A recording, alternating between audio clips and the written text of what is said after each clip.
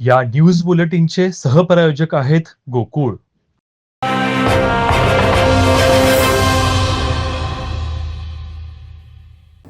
दहशतवाद्यांनी केलेल्या बेछूट गोळीबारात निष्पाप पर्यटकांना आपले प्राण गमवावे लागलेत. या 27 पर्यटकांना श्रद्धांजली देण्यासाठी रत्नागिरी येथील जयस्तंभ या मध्यवर्ती ठिकाणी दररोज सायंकाळी मेणबत्ती लावून श्रद्धांजली अर्पण करण्यात येते.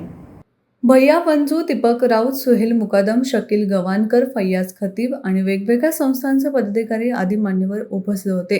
दहशतवाद्यांनी देशामध्ये धार्मिक संघर्ष निर्माण करण्याचा कुटील डाव खेळला असला तरी संविधानप्रेमी नागरिक तो यशस्वी होऊ देणार नाहीत असा विश्वास भैया पंजू यांनी व्यक्त केला.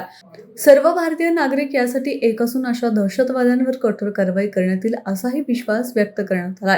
काश्मीरमधील पेहलगाममध्ये जो अतिरेक्यांनी भ्याड हल्ला केला, त्या हल्ल्यामध्ये निष्पाप 27 पर्यटक मारले गेले.